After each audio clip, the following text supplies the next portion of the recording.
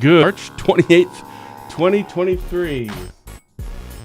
Sorry, already having some audio issues. For Barron County Sheriff Chris Fitzgerald, I'm Ben Dryden. And of course, you're watching Positive Tuesday with Ben and Fitzy, presented by Professional Exteriors and Interiors.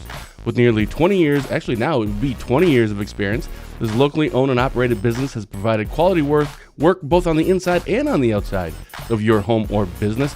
Like Fitzy and I, they believe that it's the little things that make a big difference. So give them a call today. The number's right there on the screen, 715-520-2271. We are streaming this week's show on our Dryden Wire Facebook page and on our YouTube channel. So however you may be watching, welcome and thank you for joining us. Fitzy, good morning. Good morning. How are you? Wonderful. It's sunny outside. It is. It was very nice yesterday. It's going to get a little cooler, but I don't want to wreck it for Dirk. He'll have the weather in a little bit. So, yeah, lots to talk about. We did police work in Barron County, so we got all kinds of It's stuff. about time. I'm just saying.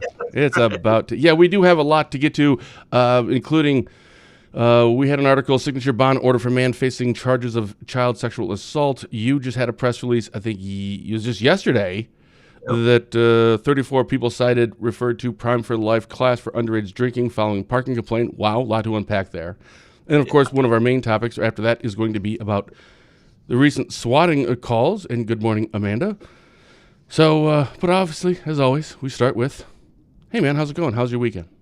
It was, you know what? Didn't do much this weekend again. Just relaxed. Did some outside stuff because it was so nice out. The snow's melting. We're not too far away from seeing green grass, I think. So it seems like it was going to take a while to all melt, but it's going to get there really quick, I think, as we get to some warmer weather. So, yeah, we had a great event at the library last Thursday night, the largest event in the Rice Lake Library history. What? 277 people at our bingo night. It was awesome. Had a blast. It was so cool. I mean, I can't tell you how great it was. Kids were sharing seats with each other, so everybody had a seat, and they were sharing bingo cards, and it was really a community event. It was so cool, so special. You love that stuff, man. I love that stuff. I mean, more than you'll know. I mean, it was just the greatest night, and the library staff they were out the door. There was people parked everywhere. Looked like a huge party. It was a huge party. I know people left because the line was so long to get in the building. I mean, it was crazy. It was just crazy. So we packed them in there. They shared spaces. They sat on the floor. We had some pizza, Domino's. We ran out of pizzas. Domino's got us 10 more pizzas instantly. It was great. It was awesome. So. Well, by the way, I saw Shani Anderson. Good morning. We really need to have her back on to talk about this cash bail stuff. We really should. I know we had her on like a year ago and to really talk about bail and when people have signature bonds and where does that money go. And then we ended up talking the whole time and never really getting to that topic. Well, that was the whole point of her being on. And we never even really got. We kind of did that. Yeah, we kind of just kind of ramble on a lot. So, I think I just put that up. I'm sorry. Good morning, Renee. So it was great. So I'd worked through all last weekend, and Brian Cole didn't have a thing on Sunday, and I'm like, it's been a couple weeks. This is at a day. I'm taking the weekend off. So I did. I did. Took the weekend off. Spent time with my family. There you go. Watched a lot of sports. It did. We watched a lot of sports. We text back and forth on some games, and what's that girl's name from Iowa? Is it Caitlin Clark? Is that her name? Clark. Yeah. Holy buckets. Yeah. She's unreal. How about this? We're talking about Division I, but Division II basketball, UMD girls are in Division II championship this week. 2 Rice Lake girls on that team. What? And Bryn Olson. My daughter played with both of them. I mean, yeah. Brooke Olson, the number 1 girl in Division II college basketball, women's college basketball, Division II. So UMD girls going far here. That's awesome. Yeah, I mean, some pretty great games. I mean, you look at the men's Final Four. I mean, a 9 seed, a 5 seed, a 5 seed, a 6 seed, or something like that. I think it's 4. UConn. 4. I think it's the highest one, which seemed to be the favorite at this point. Not just because of the ranking, but But everybody for the 9, you know that. Florida State, or not Florida State, but FAS or whatever they are. FAU. FAU, yeah. Yeah. No, that was great. Yeah, so it was a wonderful weekend of sport. It's so good. And baseball starts this Thursday. Can't wait for that. I think opening day is this Thursday. So Yeah, good times. Hopefully everyone else had a great weekend because it wasn't snowing, it wasn't horrible, it was sunny, it was gorgeous. It was just a great weekend. Yeah. Any shout outs? Because we have a lot to get to, but any shout outs or announcements? No, I'm good. I shouted out the library and the staff. Oh, that's right. You already did that. Yeah, that's right. Well, we should give a shout out to Pete Johnson. He was on last week. He was what a treat. I love that dude. The former Polk County Sheriff turned attorney. Yeah. What a great guy. And then and of course Dan Kelly. He was on our show last Thursday for the third time. And of course every time. Well, it's not just Republican, but it's a little conspicuous when his opponent hasn't asked to come on. So of course we get the normal. Well, if you really want to be fair, you should have. I'm like, well, how many times do we got to say it? We don't ask political candidates to come on. They got to ask us. And didn't ask us. Their campaign. So either they don't know we exist or they don't and they don't want to. Regardless, we're not going to ask. Oh, shoot. Speaking of, so Twitter. Twitter's a whole other place, man. Yeah, we can go down a deep hole there. Oh my goodness! So after the show, Dan Kelly, the campaign. Cause I don't think it was Dan Kelly. I'm pretty sure he doesn't like. I don't think Dan Kelly's on Twitter, but his campaign is, and they had shared our show. So how Twitter works for people who are unfamiliar, when someone tags someone else, every reply, so it was gets to me as well. So I see all the replies, and it's either half we love Dan Kelly or half we hate Dan Kelly. But none of it's against me, right? It's just they are the ones that shared it, except one. One was about you. There was one, and I took a screenshot of it. This is what it said from a Peppy Pepin. Oh. Replying to Justice Dan Kelly and Dryden. Dryden is anti-women. Probably can't even get a first date.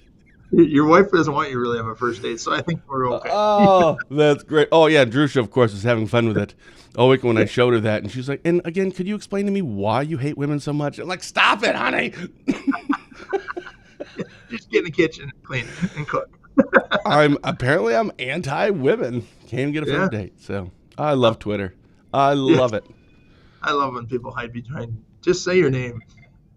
Yeah, no kidding. What a mess.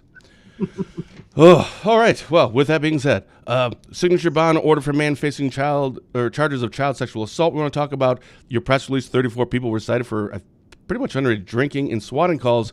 A lot to get to. We'll get to that right after this. After a message from Spooner Health, we'll be back in 15 seconds. Satisfaction surveys and in conversations with patients, they appreciate the fact that staff got to know them. Staff really took their preferences into account, and they just feel grateful that they are being cared for as a person. To learn more about our services, visit SpoonerHealth.com.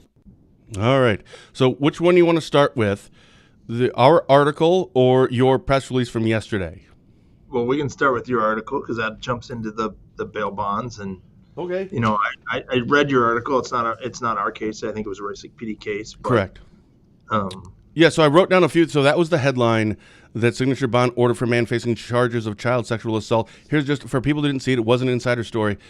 Some highlights here: a Brandon Cruz had allegedly sexually assaulted a child under the age of 16. Provided alcohol and money to the child. There's some other. We left out a lot of the details as we usually do when it comes to child stuff, but there's also stuff I just don't want to say in the air. Cruz apparently admitted, according to the criminal complaint, to having sexual intercourse with the child victim twice. They had discussions about possible, what do we do if pregnant? Just kind of a weird thing. And eventually, he was charged with 2 counts of felony sexual assault of a child under age 16. 1 count of felony attempt sexual assault of a child under 16, and 2 counts of Class I felony exposing genitals to a child. And the Honorable Maureen Boyle ordered a $10,000 signature bond with conditions that he has no contact with the child victim of the sexual assaults. This does tie into a week from today, the election, also that cash bail thing that's on there. I wanted to get your thoughts, but I wanted to share just one thing first. When I see signature bond, I don't care if it's $10,000. I don't care if it's $100. I don't care if it's $1 million. All I see is signature bond. Right. Now, maybe I should. Is there really that much of a difference? And maybe there is, but I don't. From just an outside person looking in, I don't see a difference. And I don't like signature bonds for someone who, according to the criminal complaint, admitted to this. I don't like that at all. Where all right, just sign a piece of paper and get out of here. Your thoughts? You're exactly right. The piece of paper could have sent $100 million signature bond. He's still getting out of jail 10 minutes after he signs that. There isn't, I mean, if he violates, he'd have to come up with $100 million. But, Right. but a signature bond is just that. Your signature says, and if you violate it, and again, I know of no cases, and I'm sure there's been some. I'm just saying I know of no cases that they've signed a signature bond, had to pay cash the next time, and we kept it. That's the problem with the system. That is exactly the problem. And the judge may have wanted to keep him in jail, couldn't under the law. So no fault to the judge because that's the law. If he's always came to court, this is his first time in trouble. He promises they can't take the severity of the crime into effect, and that's why we need to change this next week. Excuse me. We need to check yes on those bail bonds questions. That gives the judge another tool in the tool belt. It doesn't make them. It's not going to be disappropriate to poor people or people of color or whatever it is, in my opinion. I'm sure there's some arguments out there that it will, because all it does is give the judge a tool to keep them in jail or to issue a cash bond. The cash bond can be $1, but it can be cash bond, and they have to come up with that. There isn't a set amount. The judge can rule from $1 to $100,000 to $1 million if they want.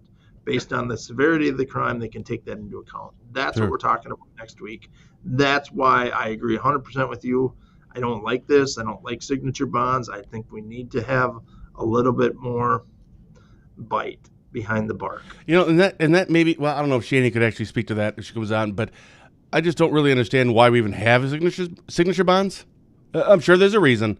I guess I've never actually done a deep dive on that, like the difference. I mean, I know the difference between a cash and a signature bond, but I don't know. I'm sure there's whatever. We need to go and vote yes, like you said, on all those. Like, I don't even care if you don't vote for Supreme Court, which you probably should, but at least go and vote for this one. Like, no kidding. That's next week from today. Is there an account for the potential? Is there an account for the potential of re-offending? Well, I think after April 4th, there will be, yes. I think that is there. There always is that fear I can justify keeping someone in jail if I think that if I arrest you for disorderly conduct tonight, and on the way to the jail you say, when I get out, I'm going to go back there and I'm going to beat that bartender up again. Well, now I can keep you in jail until the judge sees you. And so there is some, but in this case, no. He's been told to stay away. Now, if he reoffends and he violates the bond, the judge can increase it. I've seen people get arrested for a $500 cash bond, and the next time they get a $250 cash bond. I'm like, how can it go down? I just don't. What? In every judge and every story. So yeah, there it is. Dave Wilson, support that. Like you said, don't go vote for Supreme Court. You don't know. Yeah, if you don't have to, that's fine. That's your business. Yeah, you can do that. But show up for this one, will you? Like, no kidding. We have to do this. The Supreme Court race got way over politicized. I don't like it. I'm frustrated with it. It's way too politicized. We spent way too much money on that, but we've always agreed we spent too much money on elections. 100%. So the next thing is you had a press release yesterday, and like one of the rare times I call you like work-related questions, because usually when you and I are texting, it's about sports and stuff like that. So I had to call. I'm like, okay, am I reading this correctly? Because sometimes, let's face it, there's an error from time to time. Like even in that headline when I put something about referred. Actually, it was this headline. I spelled referred wrong. I forgot it was 2 R's, not one. It's easy to make these mistakes. So I call him like, am I understanding this correctly? 34? Or is it a 3 or a 4? It can't be 34. And kind of find out it was. So our headline was 34 people cited, referred to Prime for Life class, which we should find out what that is, for underage drinking following a parking complaint. For people who didn't see that, what happened? So on Saturday night, we've got a complaint that a person couldn't get down the road to get to their house because there was too many cars parked on the road. So we went and investigated it, found a large party. In the course of about 3 hours, that tied up our deputies for about 3 hours. They were rounded up about 34 people. I think it was actually 36 people because there were some second offenders in there. But basically what happened is we had 30. There was way more than 34 people there. There's some were over 21, and some weren't drinking and were under 21 and weren't drinking. There was a large party that we got to go to. We got to go to. Yeah, Taking shots with them and stuff. Yeah, so I'm looking at it now because I didn't print out. 34 people, ages 17 to 20. So you guys have received a parking complaint. Yep. So, this was in Cumberland. Yep, north of Which, by the way, Cumberland, it's not that big of a town. You get 34 cars, or maybe people rode together. You get a whole bunch of cars around. I'm just saying, criminals, be smarter. Well, yeah, and they're not criminals. They did something that was, I guess, technically a crime, but I don't know if I'd put them into the category of criminals. But, in town, we got how many cars? What? But, yep, ages 17 to 20 were cited. 3 people were cited for underage drinking second offense, and 1 person citing for hosting, permitting underage alcohol. The one that was cited, is this, you have talked about it before about something that you say, like hosting. Parents who host and those who host lose the most. That's the one. So what is the, how does this work now? You get 34 17 to 20-year-olds. I went, I'm ready to, as soon as we're finished, I'll be posting all of our booking reports. Obviously, I'm not going to probably see 34 people in there because that would be ridiculous to haul all of them in just for, You didn't book anybody. Everybody was released. So when you're there, for people who don't know, because I don't know, when you're there, it's like, okay, everyone just line up. What's your name? Okay, here's your ticket. All right, next, line up, and here's your ticket. How does that work? Basically, it becomes an assembly line of some degree. What we have is an option through the restorative justice program that are now fall under the Sheriff's Department and DHS. DHS Director Frolic and I took over the restorative justice, and there was some controversy about that. We were going to let the program just fail and everything like that. In fact, we got an email today about how we've been doing a good job keeping it up, and we're going to move one port to a nonprofit. So anyway, doesn't worry. For Prime for Life is an alcohol class. Give everybody a chance. Just like first offense OWI is just a ticket. It's a reminder. You made a mistake, but do better next time. And so underage drinking, we have basically, hey, we understand kids make mistakes. They don't always make good choices. Let's give them a class. So basically 34 kids are going to attend a class. It's a 8-hour class over 2 nights. So it's 4 hours one night, 4 hours the next night. They'll have to attend a class taught by 2 of our deputies. And it goes through the dangers of underage alcohol, why alcohol is a problem, why we do what we do in our jobs, why we have to enforce the law. I know some people were like, just leave them alone. They're 20 years old, blah, blah, blah. I'm like, no, that's not the law. Right. It's not the, yeah. So 34 of them got a letter that says basically show up, or will be getting a letter, show up at whatever time of the date the class, pass the class, you don't get a ticket. You don't lose your license, nothing. It doesn't even go on your record. It never existed. We have a record of it here, so if you get caught again, you don't get that option. Sure. Now, if you've already been through the class or you have a first offense on your record, you can't take the class. It's a first offense, 1 strike only class. So 3 of them had prior alcohol offenses, so they got a second offense. And then the hosting person right now only has 1 citation. We are working on, this case is still active and going on because we're doing what we call a source investigation. I want to know where the beer came from. There's more hosting tickets that can be issued. Some other things that are in play here that I can't talk about right now because it's still active. But kids don't make dumb choices. Not mistakes. Right. They're choices, but they're dumb. If you want to call them mistakes, that's fine. I usually call them choices because it is. But we kind of expect that, right? It's not a condoning it, the behaviors. But, they're kids. We did dumb things well, not you. You were born, at the age of 40 and a grown-up and always make the right choices. But, yeah, it's the adults that, okay, what? So I guess it would be different, and I'm sure you can't talk about it now, but just in a generalization, if, like, the mom and dad of this house or whomever is the homeowner, they were gone on vacation for a few days and the kids are all like, hey, we're going to have a party. I kind of get that. But if it's, okay, no, you guys can use the house, that's wildly different. Now we're talking about adult that is, so that's a whole other thing. But again, I'm sure you can't talk about that stuff. But prime for I don't think the parent was involved in this. I don't believe so. I believe the parent was out of town, and that exactly. And that's usually when it happens, right? That's what that's what other people did. I didn't even think it was a home. I think it was a cabin. So, Oh, sure. so there's a couple things in play there, but Okay. yeah. So That yeah, Prime that was for a Life class, how long has that been around? few years. Yeah, we've been doing that quite a while. And are you getting any? Because we're always going to get some negative feedback. When I'm assuming you put this on your Facebook page as well. Have you been getting any complaints? I mean, 34 kids.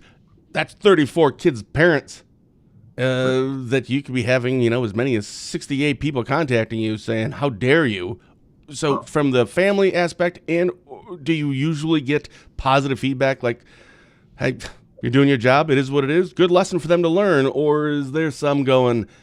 Dude, just go bust marijuana people because that's the real, crime. There's always some of those people that completely support law enforcement, and they don't.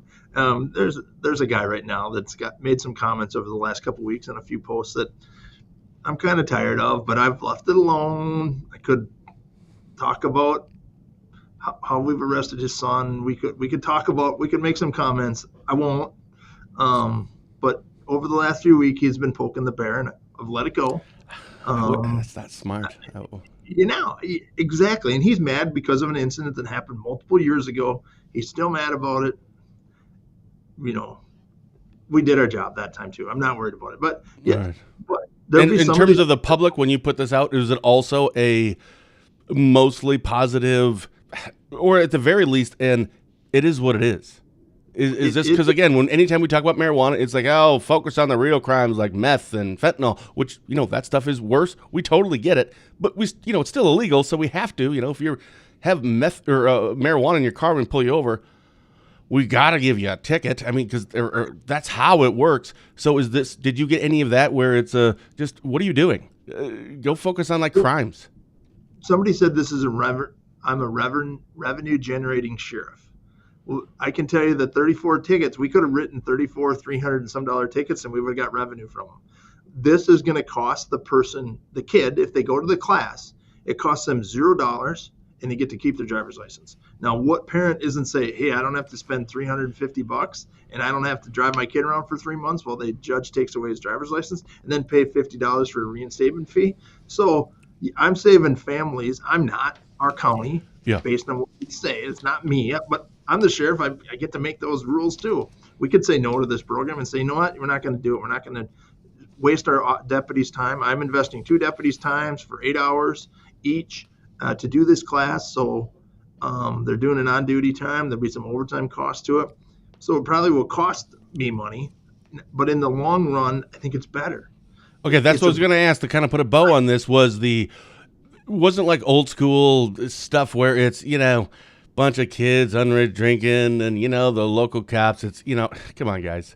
Let's call your parents, get them to come pick you up. You're going to get more trouble from your parents than you will from us. Just disperse. We'll get you home safely. No one's getting tickets. Why did that ever cross your mind? Was it a situation where it's, well, do we really need to go through all of this stuff? Or just, call your parents. Let's get you home. The liability in today's world, if one of those kids gets hurt or something like that, no way. Not in today's world. You can't do it in today's world anymore. Really? So, no, that's changes. So, if you're mature enough to party, then you're mature enough to have your name posted on social media. Yeah, we didn't post all the names. We could. I didn't. I chose not to. I don't need.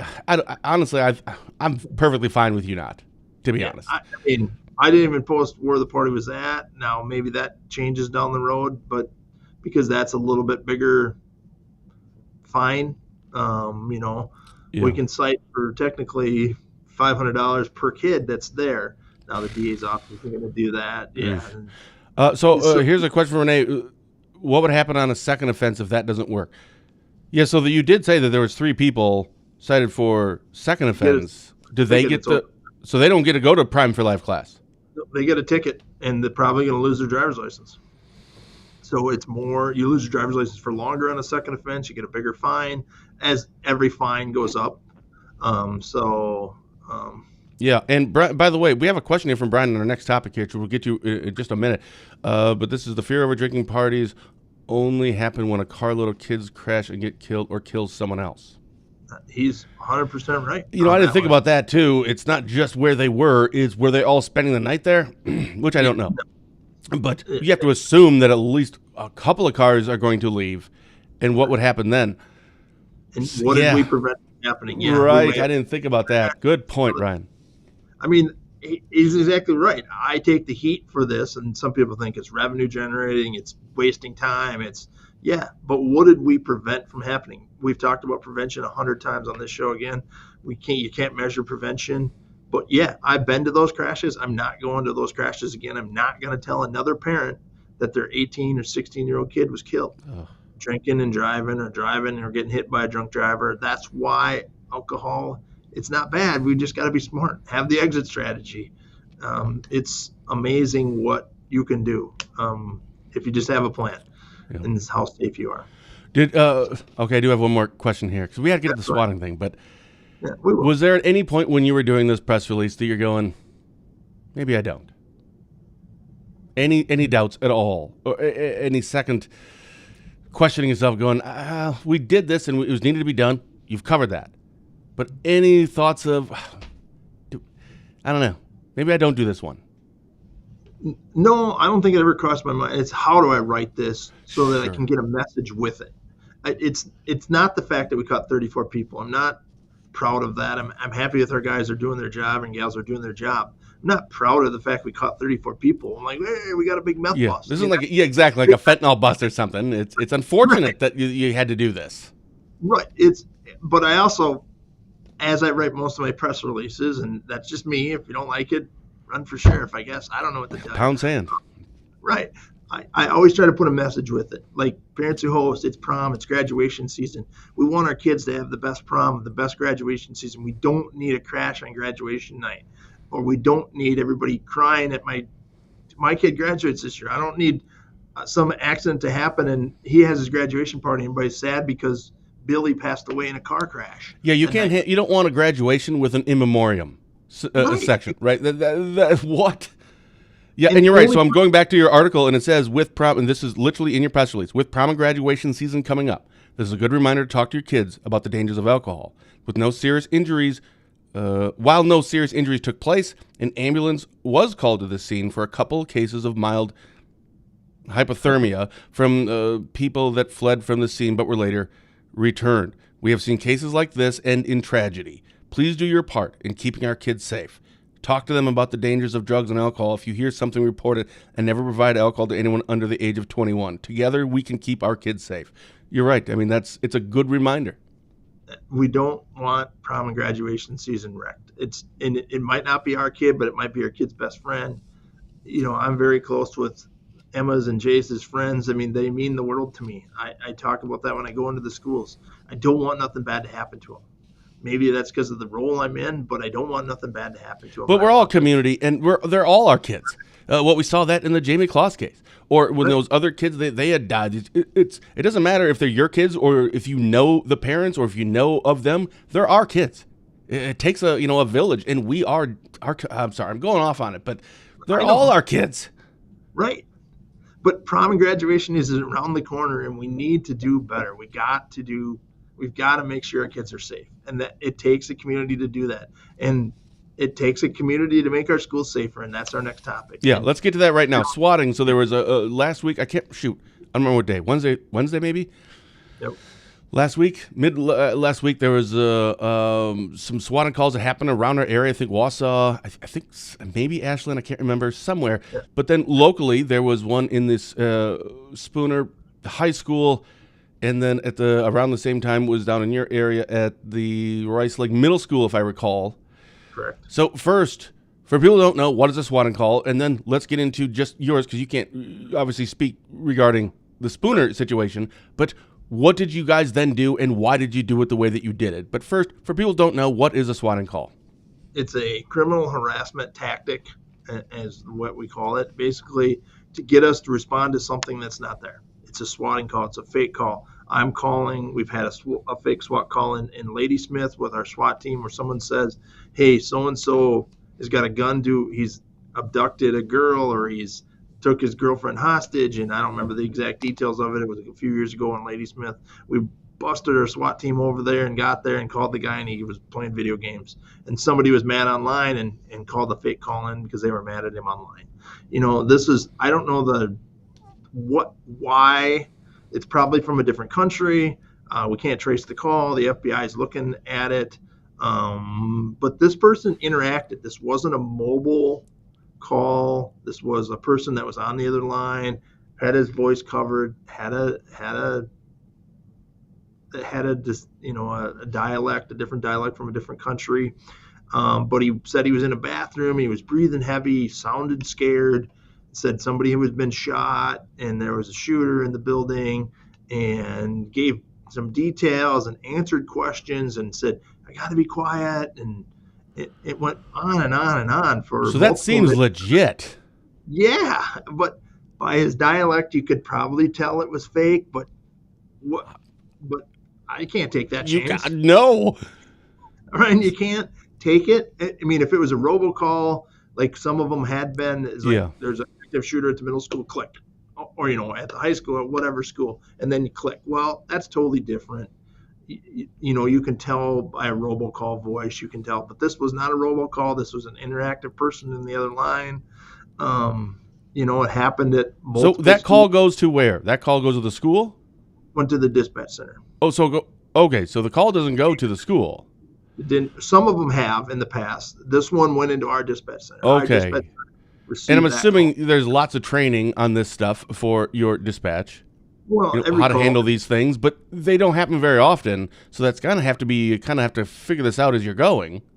So we called the school, had them initiate a lockdown, called the Rice Lake PD, sent them up there. I can tell you the staff at the Rice Lake Middle School did a phenomenal job. I know some people don't like our response. I know there was too much. It was a fake call. We should have vetted it before we. What? Yeah. Oh yeah. What do you mean? How not? What? All right. So I mean, I'm not just trying to be like, yeah, you're right because you're my friend, and anyone that says anything. How in the world could you possibly have a problem? Did they offer any constructive advice? And next time you get one of these, you should do this. Call the school, and they would know if a gunshot went off in the building. And that's if his secretary answers. She's not dealing with a student. She didn't walk away to get her a pop out of the pop machine. These schools aren't staffed where the phone just rings and somebody picks it up every second of the day. Right. They're dealing with students. There might be a crisis. And let's say there was somebody that was actually there. They probably would be detained, or they could have a gun to their head and told them to say, no, nothing's wrong. So no, you can't take that chance. Right. It's 100 different scenarios happen here. And all I can tell you is that Rice Lake School and those kids did an unbelievable job. I mean, they were locked down, had stuff stacked in front of the doors, were sitting quietly in the corner. It was unbelievable, great response. And the law enforcement response was fabulous from Rice Lake PD, the Sheriff's Department, the State Patrol. The Baron Chief was standing in my office when the call came in. He jumped in our squads with us and went with us. We were having a meeting here. When the call came in, we all rushed out the door. I mean, the response was great. Normally we get called off beforehand. I did not call the SWAT team. As we pulled into the parking lot, I was dialing the number, to say, activate. Sure. We get SWAT coming, and we haven't got called off yet. And then the Rice Lake School cop called in and said, we've checked the school. There's no threat. We need to do a secondary sweep. When we arrived, we did the secondary sweep with them to make sure we didn't miss anything. And then we unlocked and talked to all the kids in all the classrooms saying it was a fake call. It wasn't made from the Rice Lake area. It was made from outside the area. At that time, we learned, as we pulled into the school, we learned that Superior had gotten one of these prior to us. So we didn't know that information. And then after us was Wausau and Chippewa Falls and Ladysmith and somewhere else. And they just basically went down the state and dialed numbers to the non-emergency numbers to the police departments or sheriff's departments and said, there's a shooter. It was a very similar call. I haven't listened to them all. But I can tell you, our schools are prepared for this. We're never prepared for what happened in Tennessee yesterday. I mean, there's no question. There was a school shooting that same day that this happened in Denver. There was a school shooting yesterday. Right. I don't have an answer for school shootings. I don't. Yeah, and actually, so it was what was on your mind when you were? I want to a couple things, but Brian had a question. So he put this on yesterday. So I on our Facebook page. So grateful. The recent swatting incident was not an active shooter, but once again today, so this would be yesterday, it was a mass shooting at elementary school in Nashville, 7 killed. I think this morning it was 3 kids, 3 adults, and then the 7th would be the shooter, if I recall. Can you speak to the unwillingness of our northern Wisconsin gun culture and elected legislators to even have a conversation about tangible measures such as red flag laws and background checks on all gun sales that other states have implemented with proven success? So if you don't mind, Fitzy, I think because obviously you can't speak to why elected legislators unless you happen to know any of that information, because you're not an elected legislator. But would you mind talking a little bit about red flag laws and background checks? Is that something you think would have, specifically regarding, maybe not specifically, but kind of regarding swatting incidents, which is kind of the overarching question that has to be asked is, why did this stuff happen? So going to what Brian had said, though, is there anything in there that you can kind of reply to or kind of share your thoughts on? He's right. It's kind of like the Supreme Court race. And there's just a split down the middle of people that don't want it to go to the extreme of taking every gun off my wall at my house, which is never going to happen. We're not going to take guns away from people, regular guns from regular people. Now, if you're a red flag law, which means maybe you have some mental health illness, or you have a prior conviction, or you have something in your background that may trigger something that maybe you shouldn't have a gun, we should probably have those conversations. But I think in yesterday's, and I know very brief, not much about yesterday's Nashville shooting. I mean, that person was a regular person, had no history in her background that I know of as of today, and legally obtained a gun and then went and used them. So I don't know that any of those laws would have helped in yesterday's Nashville thing. Then we get into large capacity guns and automatic weapons and then all of that. And so it's a struggle. And I think it comes down to the same thing as gun control and abortion and all of those topics that our Supreme Court have to rule on to make it a law. Yeah. And do we need to have better conversations? Yes. I don't know. I've talked with Randy Drost. He's a personal friend of mine besides being the superintendent of where my kids go to school and have gone to school. The Rice Lake School District means the world to me. I don't have a good answer for him. I wish I did. And I know he's struggling the same way that I struggle because we talk about it on the phone. And if he knew how to keep our schools exactly safe, he would do it tomorrow.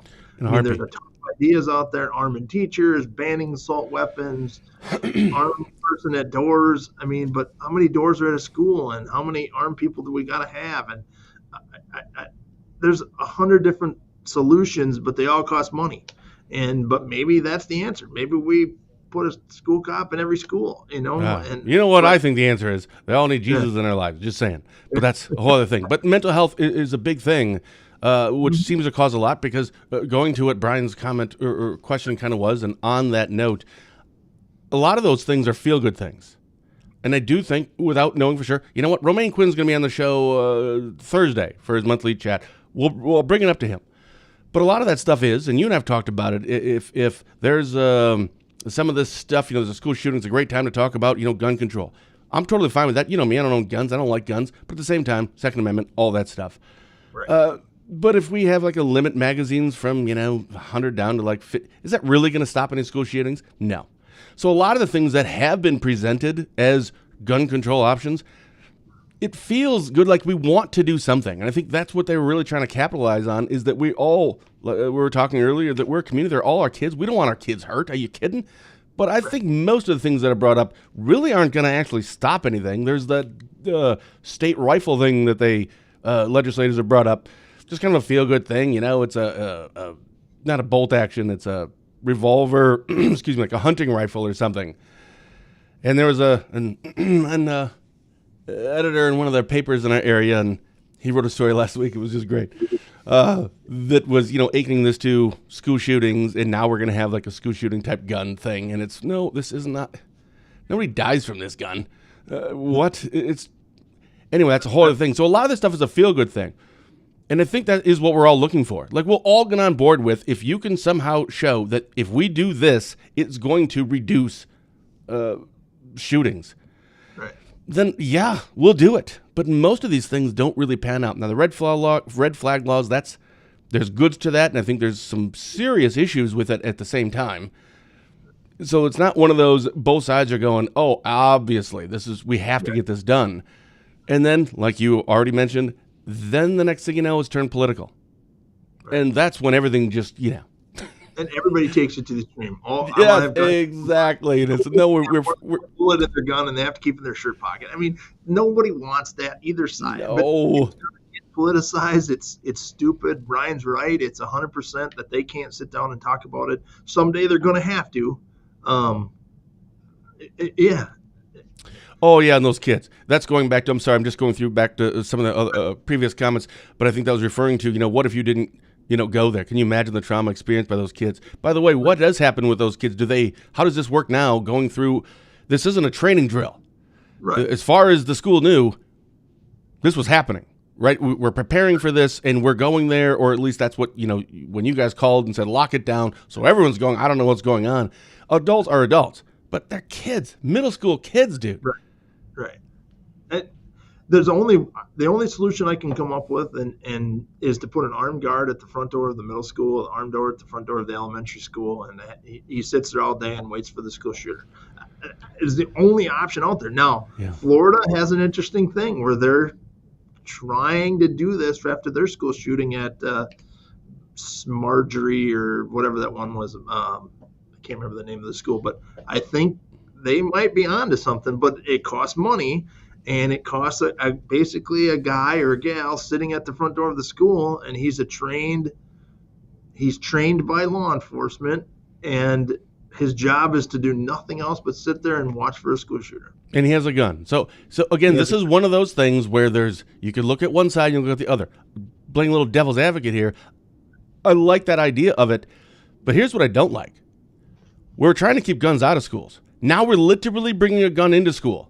Now, granted, it's with a trained officer, but how hard would it be? And I don't really know. Maybe the officer comes complacent, unless they're on like a schedule where, it's every 2 weeks, then it's a different person. I don't know if that's a good idea or not, but they're complacent. And now it's like, we don't have to bring a gun to school. There's already a gun in school. All we got to do is take down that person. Now we got a gun. So I don't like that either, but maybe that is the best answer. I don't know. I think if I remember right, how was it, Red Lake, Minnesota, or one of the school shootings had one, and they shot. That's the first guy they planned on shooting. I mean, yeah, I wouldn't want that job. And so, I don't know. I mean, Brian's right. He has a comment there about gun control measures or minimize the impact. Sorry, I had the wrong one up here. I think this was Shasta, my kid's birthday. So some dirtbag did this and sent my kid into a locked. Oh, well, happy belated birthday to your son. Yeah, a daughter. She has a daughter. Oh, I'm sorry. Yeah, and where was the one? Who? Yeah, right. Brian put the gun control measures are minimize the impact, and he's right. He's 100% right. I mean, Brian, maybe you should run for something. Yeah, no kidding. Yeah. Holy cow. That's your campaign. Minimize the impact. Yeah. Oh, Amanda, look at that. And that's the idea. I mean, I think somewhat behind the Florida law, they got to be trained. And so, but I think there are people that want to stand guard at your school, but everybody does it the week after, the 2 weeks after, 3 weeks after. Yep. But then it was like, oh, nothing, how do we predict the day? You've got to do it every day, all day if you're going to do it. So, and they failed. So, but I don't know. Oh, Heather, my son had no response. He seemed to not even know what was going on. He was in the art room. Watch everyone roll up. Those Chinese oh my goodness. It's the man, I'm getting emotional just thinking about saying these words. You don't mess with our kids. The Rice Lake School did an unbelievable job. The teachers had fun with the kids. They read books. They played a game while they were sitting in the corner, but they did everything they were supposed to do. It was a good training. It was great. Yeah. And the principal, Mr. Tomish and Mrs. Leaf, they did an unbelievable job. I mean, yeah. They were amazing. Every staff member in that school was amazing. I mean, it was just exactly what we wanted to happen. If it was a real thing, it was fake. We've got some ideas on how to try to limit the impact, but we can't delay the response. I'm never going to delay a response because how it makes somebody feel. I can't do that. That's not my job. It's not my role. My job is a response. We're going to work on some better communication with the school if possible. But again, if there's an actual thing and no one answers, we got to keep rolling. And so we're going to do some different things. So yeah, Adam says, how about we protect our schools and kids as much or more than we do casinos, banks, sporting venues, all the places that have security, armed guards, metal detectors, when we don't take protecting our kids seriously. He got an exact point. The Social Security office in Rice Lake has got an armed guard at it all day, every day. So, I mean, so our federal buildings have all of that. Adam's right. Yep, 100% right. So, yeah. Kid, man, that just gets me. Right. I mean, again, the reasoning behind this stuff. So I'm assuming, not being a cop, but knowing you and most of the people I know are cops, and my family has been, law enforcement forever. If it was an isolated incident, my first thought would be, if you found out that it was fake, would be, are they trying to, like I've seen movies too, right? Like testing our response time kind of a thing. Right. So that had to have gone through your mind, right? But then when you find out that this was at a whole bunch of other schools, does that that kind of rules it out, because why would they be looking for response times for all these schools in our area? That seems like probably not the reason. I think it's a fear factor. I can't come up with a reason why. I've thought about this in my office by myself, thinking about this, like, were they testing our response time to see if and then they went to a different school? That's my fear. We send everybody to this side of the county, and then the bad guys go to this side of the county. Was that a test? But it happened in multiple counties, so no, that wasn't the test in this case. I mean, people have done that, call a bank alarm in here, and they go rob the bank, 20 miles away. I mean, because everybody cops going that way. Now, great. You just gave the bad guys a whole bunch of, I don't think bad guys watch the show, but if they were, you just gave them here's a tip. And so, yeah, I mean, so it can go 10 different directions. In this case, I don't know, except fear. Or I don't know, maybe the guy trying to raise awareness and school shootings. I don't know what the guy did, but he basically went down the map based on the times and started in Superior, and he went right down and he hit, Spooners was going on at the exact same time Rice Lakes was, and then Chippewa Falls got one, and they weren't even in school. So he didn't. They got one. Clearly, they weren't from the area. You're calling in a school shooting on the week that the kids are off at school. So, yeah. Right. So, I mean, I don't get it. I don't know the outcome. Yeah, but again, the traumatization of the kids. Now, as we all know, kids are resilient. They can handle things better than probably we adults can. But the fact that this could potentially traumatize some kids. It will. That I don't like, and I don't know what the penalty is for this. They'll probably get a signature bond. Don't worry. Because they're getting caught. All right, just don't. This guy, he's got a signature bond. Oh, I'd be like, good luck, buddy. Oh my goodness. Sorry, we're not making fun of it, but as on our show, we have to have levity, or I freak out. We have to laugh at some of this stuff because it's too serious, and we have to think about our kids. Adam's right. We shouldn't put locks on our doors. We're just going to wait for the next one to happen. Our legislatures have to do something. They have to do something now. They have to put everybody in a room and don't leave. But we've always said that. They shouldn't. They should always be in session. They should be in session today, talking about this right now today, and not waiting for the next time to say, oh, we're not in session, so we can't talk about that. Yeah, right. Which, as we and I both know, that seems to be more often than they are in session. So, right. I'm going to bring that up to Romaine on Thursday. Poor Romaine, he's going to get stuck with all these questions for everybody, but that's what you get. To Brian's point, they should be.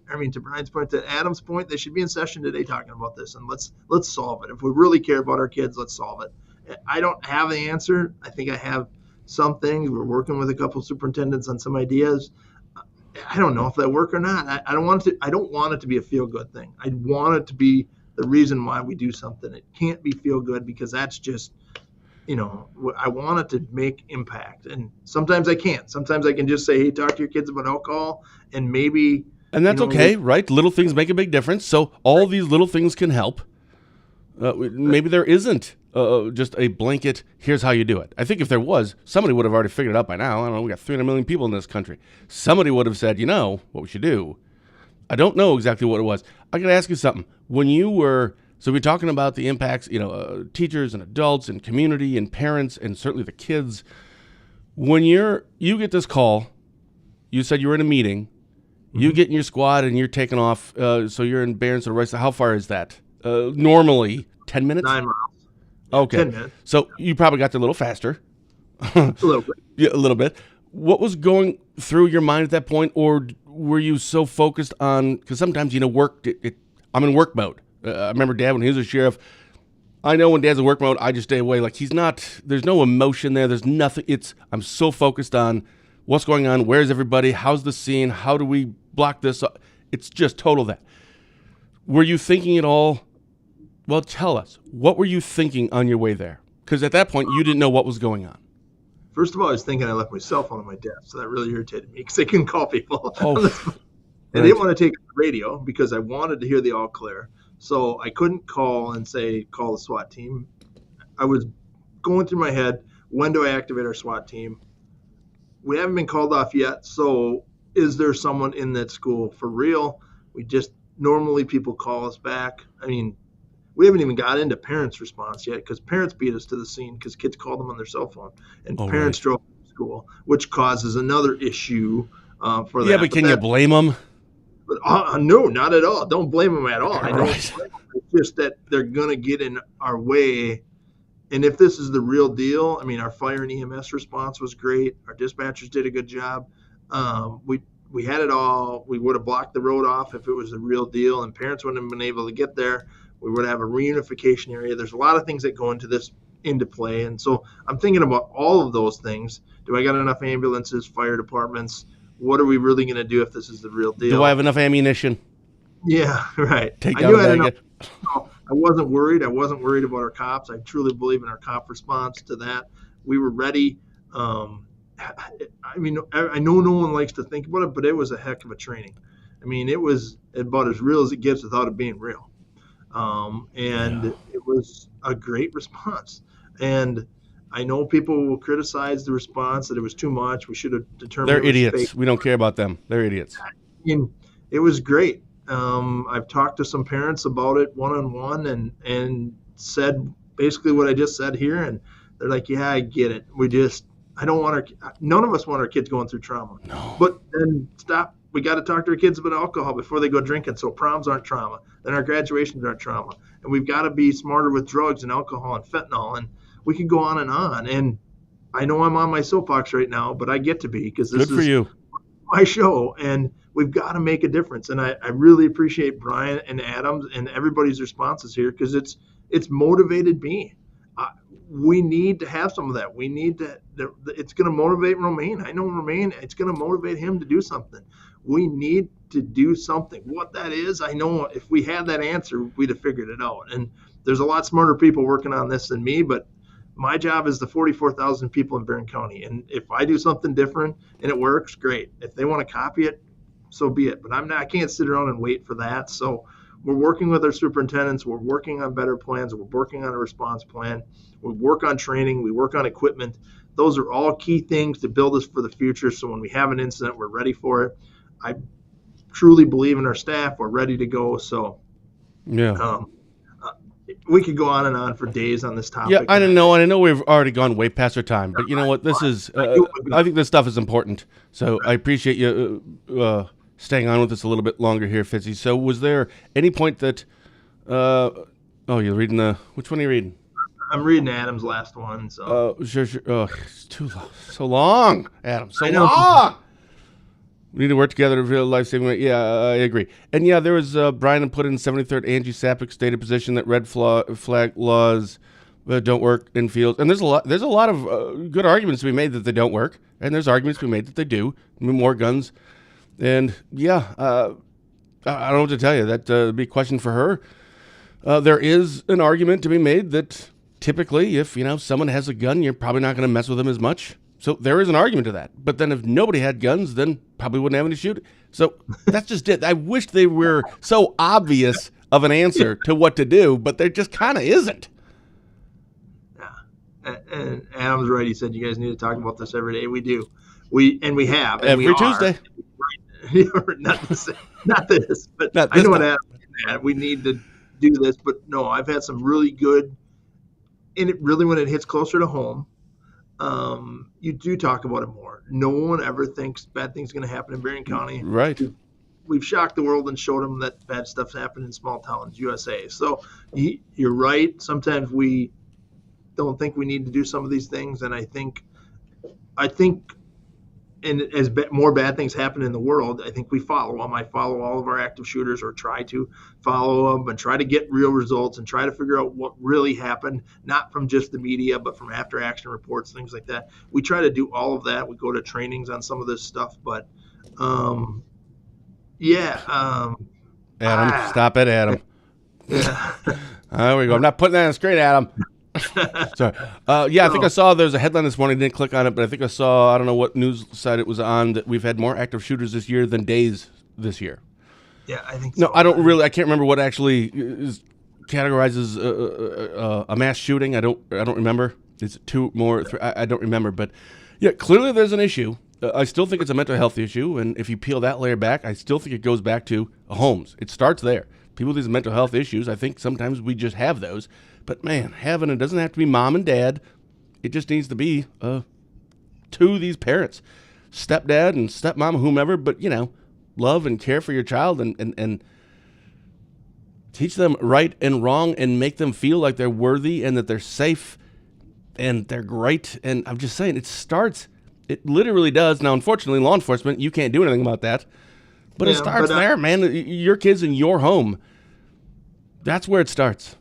But I can, and I think I have as sheriff, and I think that's where this show is partly, some of the other outreach we do. I think we can continue to talk about this. I don't think we should shy away from talking about this. Agreed.